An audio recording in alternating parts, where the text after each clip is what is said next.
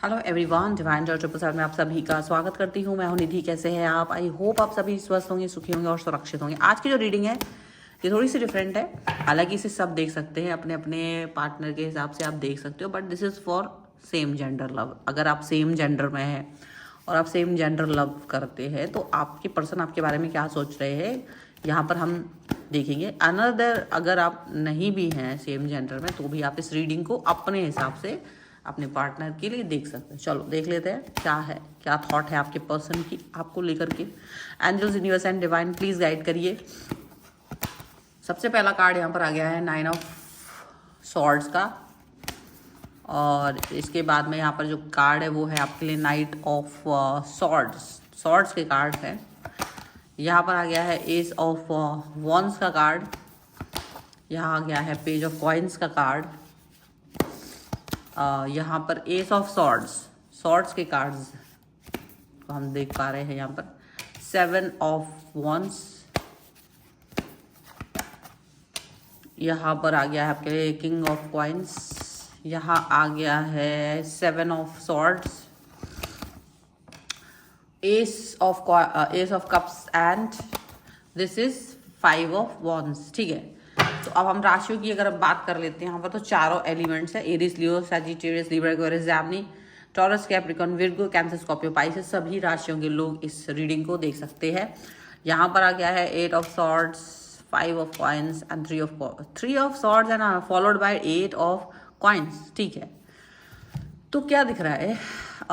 देखो, ऐसा लग रहा है कि आप इस रिलेशन में स्ट्रगल बहुत कर रहे हो, मे बी बिकॉज आपको लग रहा है मैंने इस पर पैसे बहुत स्पेंड कर दिए, पैसे बहुत स्पेंड किए गए हैं आपकी तरफ से और खर्चा बहुत किया गया है, और उसके बाद भी आपको वो मतलब ऐसा सेटिस्फैक्शन नहीं मिल रहा कि एक ऐसा रिलेशन हो जो सेटिस्फाई कर पाए if you are in same gender. ठीक है, उसमें आपको लग रहा है कि अभी भी चीज़ें क्लियर नहीं हो रही हैं, चीज़ें बहुत क्लियर नहीं आप कर पा रहे हो, ऐसा दिख रहा है। थर्ड पार्टी का हमेशा आपको एक डर बना रहता है, या थर्ड पार्टी जैसी सिचुएशन इसकी लाइफ में आपको महसूस होती है, ऐसा यहाँ पर दिख रहा है। आपको लगता है कि ये जो कनेक्शन है ना आपका, एक बहुत पावरफुल कनेक्शन है, क्योंकि आपको सिर्फ और सिर्फ बहुत समय के बाद इस व्यक्ति के साथ महसूस हुआ है। कहने को तो आप इस चीज़ को बहुत बड़ी मुश्किल से हाइड करके छुपाते हुए इस व्यक्ति से किया है, आपने बोला है, बहुत बड़ी मुश्किल में एक्सप्रेस किया है क्योंकि डरते डरते, लेकिन आपको लगता है कि पता नहीं इसकी अंडरस्टैंडिंग मेरे लिए क्या है, क्योंकि अभी भी आपको इसकी अंडरस्टैंडिंग समझ नहीं आई है। आपका मन करता है कि क्या कहें क्या नहीं, बहुत सारी बातें, क्योंकि आप एक्सप्रेस नहीं कर पाते हो, बहुत सारे लोगों पर आप ट्रस्ट नहीं कर पाते हो, क्योंकि एक ऐसे व्यक्ति से प्यार करते हो जो आपके लिए तो इम्पॉर्टेंट है, पर आप अपने रिलेशन को हाइड करके रखते हो या उसको ज़्यादा लोगों तक नहीं पहुंचाते हो। तो इसकी वजह से इसके कुछ एडवांटेजेस भी हैं और कुछ नहीं भी। सेम जेंडर होने की वजह से आप काफ़ी सारी चीज़ें एडवांटेज में भी फील करते हो कि आने जाने में कहीं कोई दिक्कत नहीं होती, लेकिन कुछ चीज़ें ऐसी है कि आप कहीं जब दिक्कत महसूस करते हो तो वो एक्सप्रेस नहीं कर पाते हो, बता नहीं पाते हो, किसी से कोई सलाह नहीं ले पाते हो, और उससे भी ज़्यादा कुछ पूछ नहीं पाते हो, दबाव नहीं बना पाते हो, एक खुद ही एक दबाव में महसूस करते हो। क्योंकि अगर आप कहीं भी ये चीज़ को बोलना चाहते हो तो आप चाहते हो एकांत नहीं मिलता है आपको, और क्योंकि आसपास के लोग आपके लिए आपकी उन बातों को अंडरस्टैंड नहीं कर पाएंगे और वो कहीं ना कहीं आपकी भावनाओं को नहीं समझेगा। ये सोच करके आप बहुत सोसाइटी कॉन्शियस हो जाते हो, ऐसा लग रहा है। And what about this person? ये पर्सन आपके बारे में क्या सोच रहे हैं? अब अगर देखा जाए तो ये जो पर्सन है, ये पर्सन अगर आप देखोगे ना तो ये पर्सन आपको ओवर थिंकर बना रहे हैं अपने लिए। ये ओवर थिंकर इसलिए बना रहे हैं क्योंकि जब ये आपको देखते हैं तो इनको लगता है you are very strong person. आपकी जो पर्सनैलिटी है वो बहुत स्ट्रॉन्ग है, और वो स्ट्रॉन्ग होने की वजह से इनको लगता है कि चीज़ें इनके हिसाब से मैनिपुलेट नहीं हो पाएंगी। एक या तो आप दोनों में एज गैप बहुत है, आप दोनों में एज गैप है। देखिए, ये जो पर्सन है ये उस चीज़ को ना वैसे इनको पसंद तो है, लेकिन ये आपको क्या बोलते हैं, ये करते क्या है, ये करते हैं चीज़ों को अपने हिसाब से डील, आपको ओवर थिंकर बना देती, क्योंकि आप सीधा सीधा एक चीज़ है कि भाई पसंद है जेंडर, आप क्या फील करते हो। तो वो उस चीज़ को क्या करते हैं कि जब उनको लगता है कि यू आर वेरी पावरफुल, तो वो उसको एक्सप्रेस आपके जो आप करते हैं, तो थोड़ी देर बाद इसको डिनायल मोड पे ले जाते हैं, जिसकी वजह से आप ये फील करते हो कि शायद मैंने गलत इंसान से बात कर ली है, और आप इस चीज़ को लेकर बड़े ओवर थिंक में चले जाते हो। अच्छा, ये जो पर्सन है ये चाहते हैं कि आपको वो ओवरकम कर पाए, मतलब आप पावरफुल बन पाए। तो ये पावरफुल नहीं बन, मतलब पावरफुल बनने की कोशिश तो करते हैं, लेकिन इनको लगता है कि ये बहुत आसानी से आपको एक कनेक्ट कर सकते हैं। अच्छा, इसमें एक चीज़ और भी है, क्योंकि आप सेम जेंडर में हो तो आपको उनको लगता है कि ईजी वीजी नहीं होता होगा कि आपके लिए कि आप आसानी से लोगों तक पहुंच पाए, लोगों में ढूंढ पाए, सेम जेंडर पर्सन को आप ढूंढ पाए। तो इनको लगता है कि मेरे जैसे बात हमारे पास कोई ऑप्शन है नहीं, तो इसका ये फ़ायदा ज़्यादा उठाते हैं। और कहीं ना कहीं इनको ये भी लगता है कि आप इनकी बातों में आकर जो ओवर थिंक कर रहे हैं तो टूट जाओगे, फिर आप इनके हिसाब से चलना शुरू करोगे। लेकिन दिक्कत क्या हो रहा है कि आप ओवर थिंक कर तो रहे हो, लेकिन ये जब एक्सप्रेस आप कुछ नहीं कर पाते हो ना, तो आप अपना ओवर थिंक भी एक्सप्रेस नहीं कर रहे हो। आप कहीं ना कहीं जैसे ही ये अपना ड्रामा करते हैं, आप ओवर थिंक कर रहे हो, लेकिन आप एक बैरियर बना देते हो। आप बैरियर बना देते हो कि अब ठीक है, अगर तुम्हारा सोच डिफरेंट है तो आप एक स्ट्रॉन्ग पर्सन की तरह उसे दिखाई देते हो, एक बैरियर बना देते हो।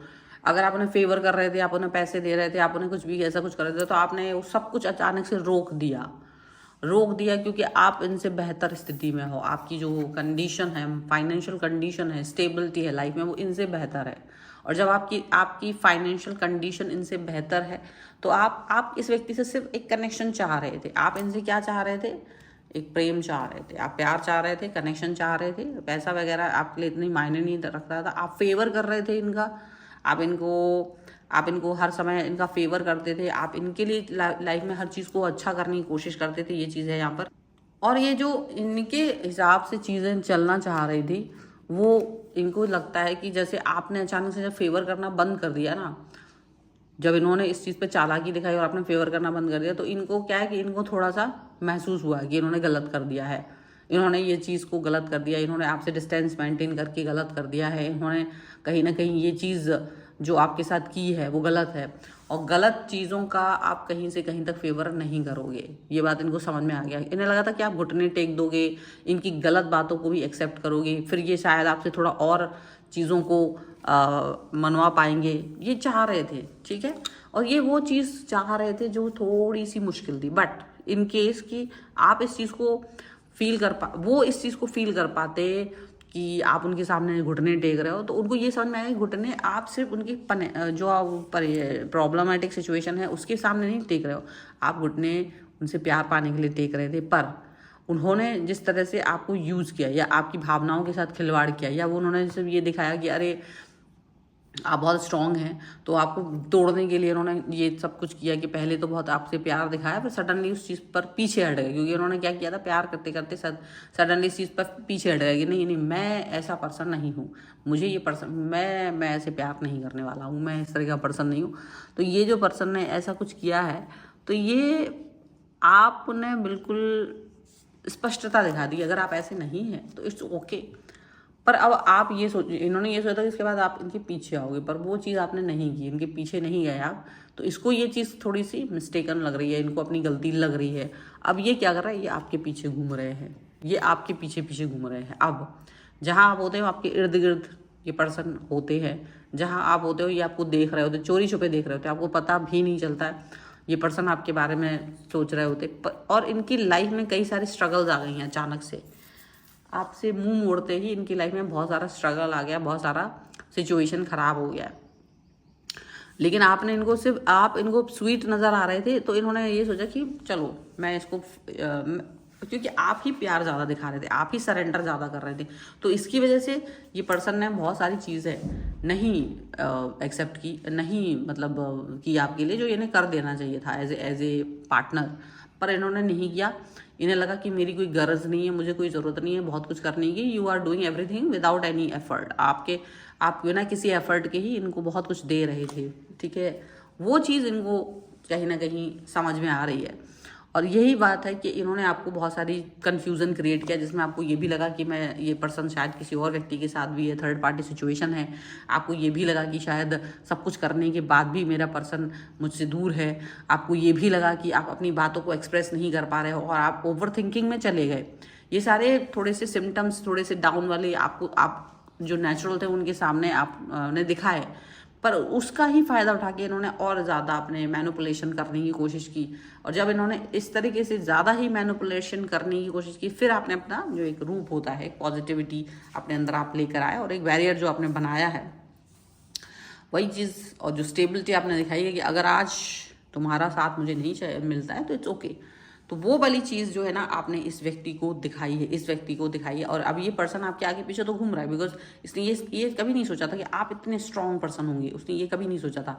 उसको लग रहा था कि आप टूटे हुए हो और टूट जाओगे, तो फिर पूरे एक तरफ से मेरे हिसाब से चलने लग जाओगे, क्योंकि आप थोड़े स्ट्रॉन्ग नज़र आ रहे थे। आपकी अपनी पकड़ अपनी हर चीज़ में है, बात करना कहीं से कोई कमी नज़र नहीं आती। आपकी पर्सनैलिटी में, आपकी बातचीत में, आपके व्यक्तित्व में, आपकी लाइफ में किसी भी तरीके की कोई कमी नज़र नहीं आ रही है। तो इसका एक फ़ायदा इनको ये लग रहा था कि आप इतने स्ट्रांग हैं, तो आप मेरे हिसाब से नहीं चलेंगे। आपको मैं अपनी उंगलियों पे नचाना चाहता हूँ, ठीक है, वॉटेवर आपका जेंडर है। तो वो ये चाह रहे थे, लेकिन वो हो नहीं पाया है। अभी फ़िलहाल इनको अपनी गलती का एहसास हो रहा है, तो मे बी सब कुछ ना कुछ ये वक्त लेकर के अपनी गलतियों को सुधारेंगे। और फिर उस पर देखने की बात है कि आप क्या करते हैं, ठीक है। So this is the reading. अगर आप इस पर क्लेम करना चाहते हैं, वीडियो लाइक कर सकते हैं, चैनल सब्सक्राइब कर सकते हैं। अगर अब तक नहीं किया है तो पर्सनल रीडिंग के लिए आप आ सकते हैं। व्हाट्सएप नंबर आपकी स्क्रीन पर है। रीडिंग स्टार्ट होती है only 199 rupees onwards. Mini reading से लेकर डिटेल रीडिंग तक करवा सकते हैं। आपकी वीडियो कैसा लगा मुझे कॉमेंट बॉक्स में जरूर बताएगा। मिलते हैं एक नई रीडिंग के साथ जल्दी, तब तक देखते रहिए divine tower 777। Thank you for watching, bye.